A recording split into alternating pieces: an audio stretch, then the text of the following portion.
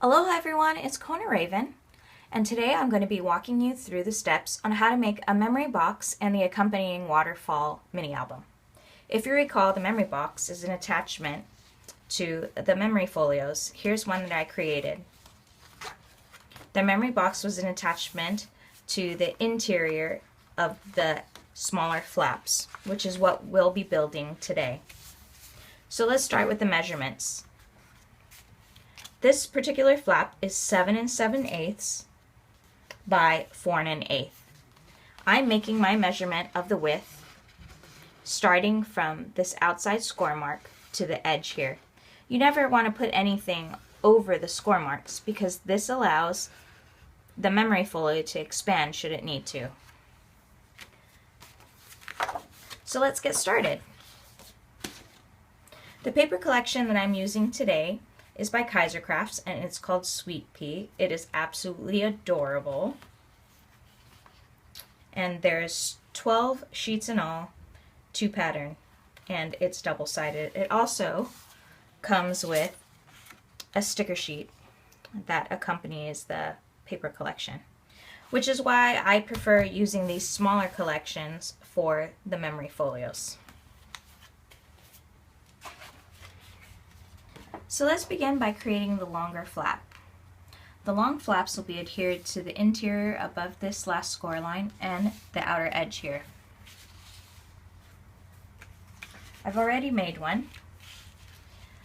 The long flap consists of a 1/2 inch hinge that'll adhere to the folder, a 1/2 inch wall, and a 1 1/4 inch flap. So you want to cut your cardstock to 7 7/8 by 2 1/4.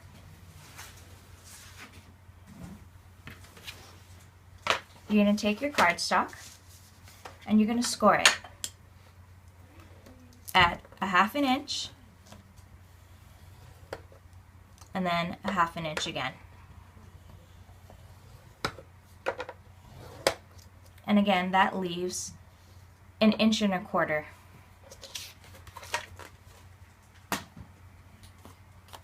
Now you're going to want to fold those creases, those score lines. You're going to fold and crease it with your bone folder. There's 1, and there's 2.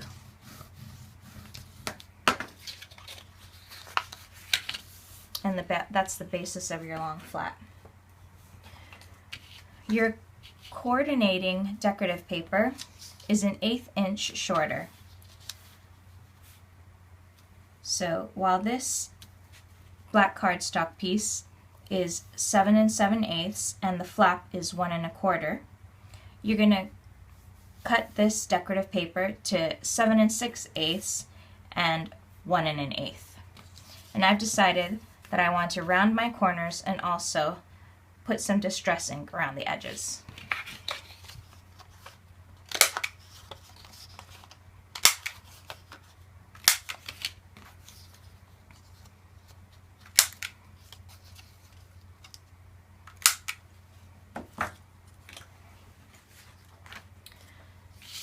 Once you've completed inking around the edges, you can go ahead and adhere it to the cardstock. Before we move on to the next step,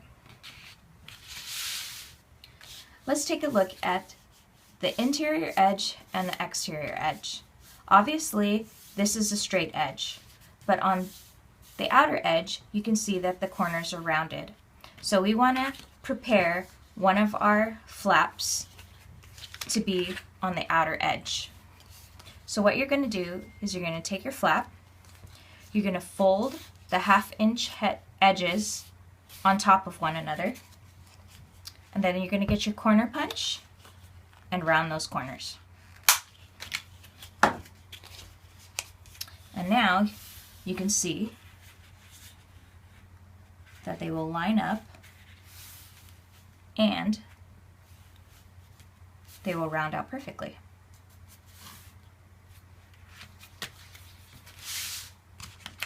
Now let's talk about enforcing the wall. I only enforce the wall on the long flaps. I don't do it on the short flaps. So what I've done is taken a piece of chipboard that's about an inch shorter than my actual long flap. So this is 6 7/8. And then I've adhered it and painted it with black soot, which is a distress paint.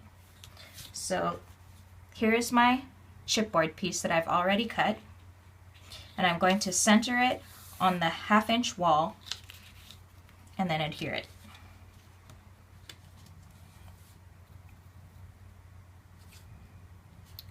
My chipboard piece is 3/8 of an inch, which is 1/8 of an inch shorter than 1/2 an inch. And I did that because I want to ensure that my flaps will be able to actually bend without being hindered by the edges of my chipboard. And then I'm going to take some black soot distress paint, and then I'm going to paint that chipboard over.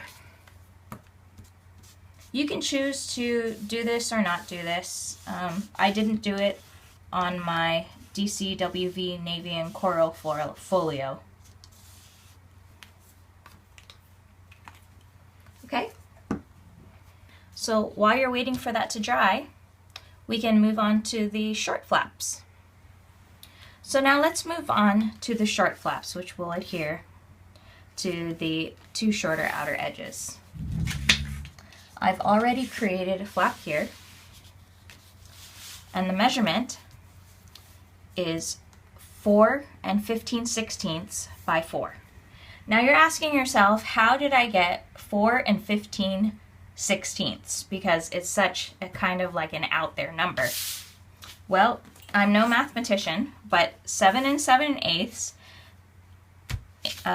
divided by 2 is 3 15/16.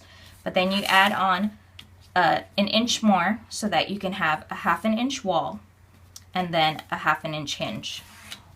So did I figure this out in my head? No. What I did was I cut a piece of paper to 7 7/8, and then I folded it exactly in half, or as close to as I could, and then I measured it. And my measurement came out to 3 15/16. So that's the easier way of doing it, and that's the way I would suggest doing it, unless it's an easy calculation. So here's my first flap, and here's my unfinished flap, okay? So the width, again, is 4 inches. And what I'm going to do to make it easier is I'm just going to score a 1/2 an inch, and then I'm going to score a 1/2 an inch again.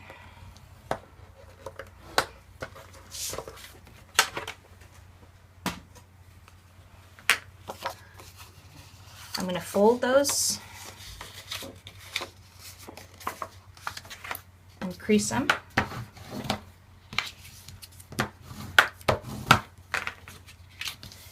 And then from this edge, I'm going to cut it at 3 15/16.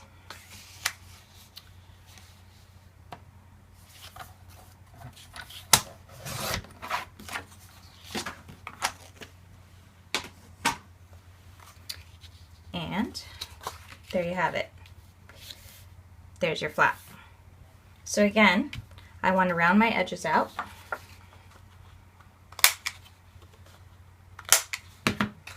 And before I continue any further, you'll notice that there is a punched out corner here. And again, that's because of this portion here. So you want to designate one piece for one corner and the other piece for the other corner and punch it out accordingly. So again, you're going to fold your 2 1/2 inch pieces together, and then you're going to punch it out. And you now have 2 short flaps that are perfectly fit to the corners and the interior here. Okay? And now we can adhere our decorative paper. Alright, so before you move on to the next step, what we want to do is measure the center here. So I'm going to flip one over. I know that this is 4 inches wide, so I'm going to mark it at 2 inches, which is the center. 2 inches, and I'm going to mark it 2 inches there, and then I'm going to draw a line down the center.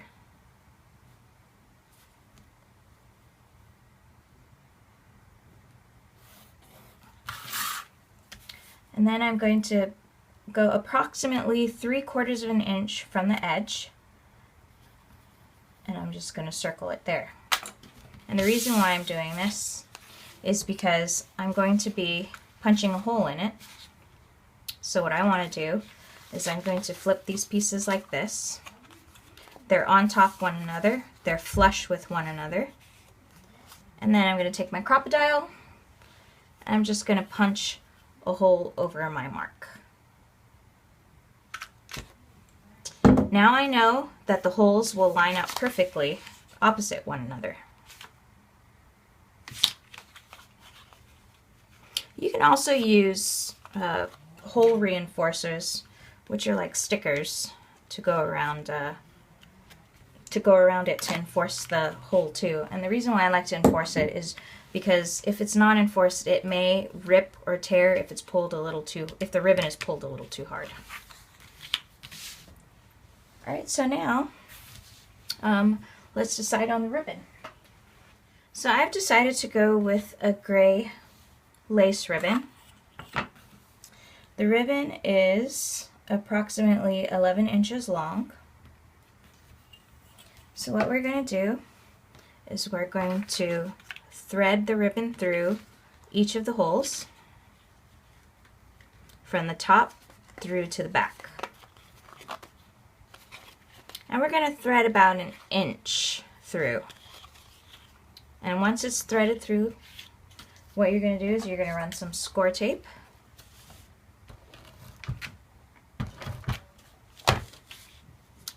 And you're going to adhere the ribbon to the score tape. And I like to run score tape over it again so that I know that it'll definitely be adhered and not pull out. So you want to repeat the process. And now you can cover these with decorative paper.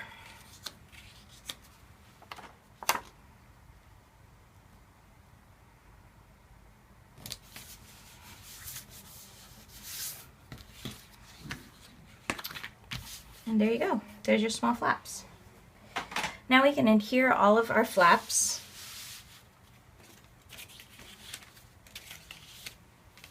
to the small upper flap. I'm just using some white PVA glue. Okay.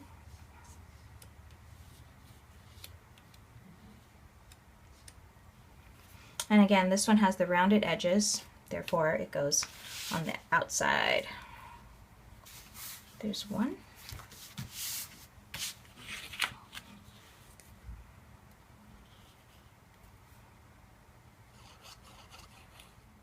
And two. Now you want to be sure that you adhere it above the last score line.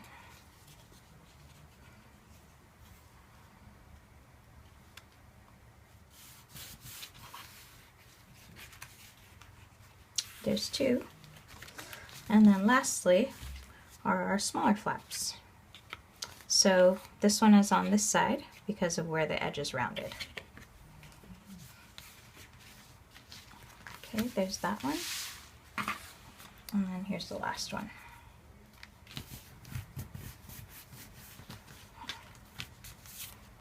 Alright, so here is the box.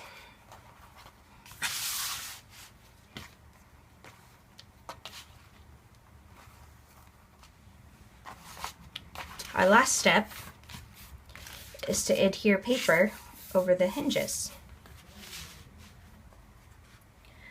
So this again is 7 7/8 by 4 1/8.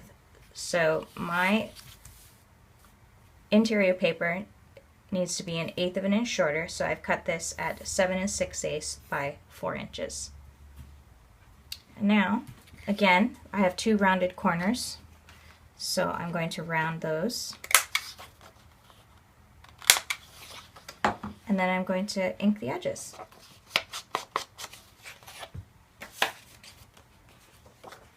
Now I can go ahead and adhere my piece.